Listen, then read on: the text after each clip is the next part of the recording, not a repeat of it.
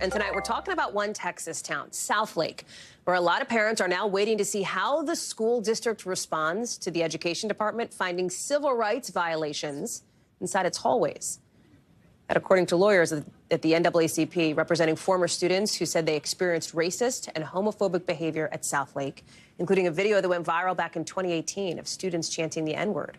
After that came out, you see the timeline here. Some school officials tried to put in place new diversity programs, which is when things started to unravel. A PAC led by right-wing Southlake parents formed, which then helped conservative candidates sweep into control of the local school board in late 2021. This show, NBC News, has been covering this story from the jump. And tonight, a new book out looks at Southlake and the tensions that communities across America have been dealing with. The author, our very own Mike Hixenbaugh, writing in They Came for the Schools that what happened at Southlake created this kind of ripple effect, a domino effect, bringing divisive political strategies to nonpartisan school boards across the country and quietly influencing what children are taught about race, gender, and sexuality. Mike is joining us now. Mike, first of all, congratulations on this. I know you've been working on it for years. Thank you, Hallie. You're welcome. So you look at this broader issue through the lens of what happened and what is happening, because it is very much present tense at Southlake, right? Broaden that out. What does this tell us about what's happening more broadly in school districts and communities beyond simply Texas? Yeah, well, it's not an exaggeration to say that these fights over race and inclusion and identity have spread to every diversifying suburb in the country. Every corner of the country has experienced some version of this. And so, and every week or so, we're seeing new national headlines coming out of different communities where parents have attempted to ban a certain book, or a teacher was disciplined for teaching a lesson on racism.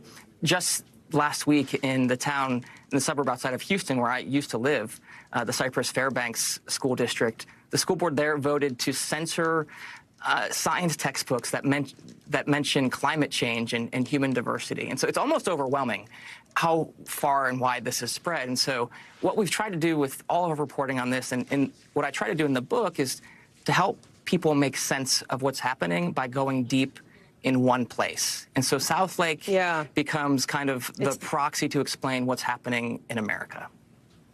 But you've been on our backstory segment, I think, before, right? It's all about pulling back the curtain. What is it like to put something like this together? I think people, our frequent viewers will know that you worked with our friend and colleague, Antonia Hilton, on that podcast on Southlake that focused on this. Award-winning. I think a lot of people have heard it. What made you feel like, hey, there's more to say here? I'm going to write a book about this. I'm not done with this yet. Well, a couple things. One, the story is still going.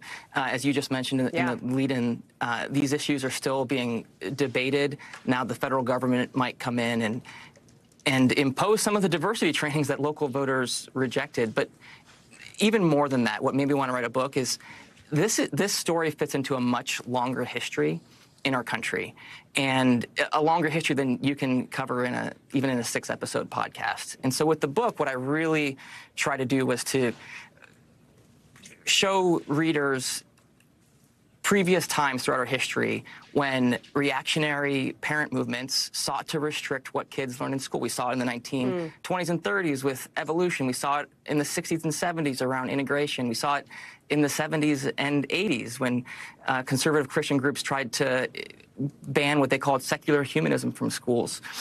And I also wanted to tell the story of how suburbs like Southlake were developed, in the 1950s and 60s as a reaction to integration. All of that context is hard to get into a 2,000-word news story or a 3-minute piece on NBC Nightly News.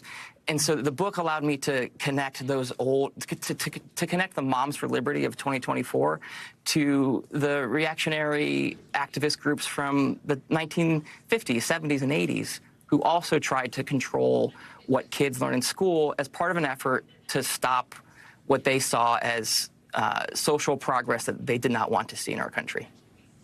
So let's pull back a little bit and let's put this squarely into the present, right? And the present is an election season that is getting hot and heavy, and it's going to get hotter and heavier pretty quickly. You write in the book that Southlake, the argument went, held the answer for how Republicans could regain the ground they'd lost over the years in fast-growing and rapidly diversifying suburbs nationally, right? By looking at these micro races like school board races, et cetera, and then trying to extrapolate that up to the state level, even to the federal level here.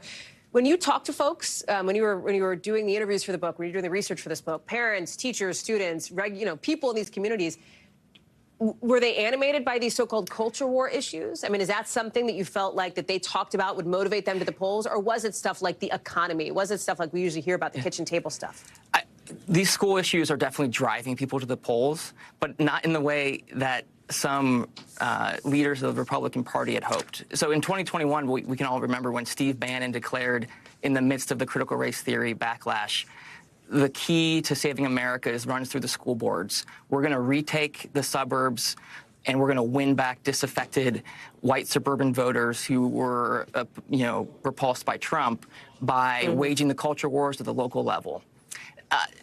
Their theory hasn't really played out. What's happened instead is the divisiveness of national politics has been superimposed onto local elections. And so if you're in Southlake, Texas, a district that was Trump plus 30 in 2020, well, the anti-CRT school board candidates, they're going to win your election. There's big turnouts in these races, but there's not enough support on the progressive side to win. And then in communities where, maybe you're a suburb where those Biden plus 10, those suburbs are defeating Moms for Liberty. And so it's really just it's not flipping people or changing people's minds. It's just making local races uglier. Super interesting. Mike Hixenbaugh, again, your new book out this week. I know. Thank you very much for coming on and for pulling back the curtain for us on the behind-the-scenes look at how it came together. Appreciate it. Thank you so much. Thanks for watching. Stay updated about breaking news and top stories on the NBC News app or follow us on social media.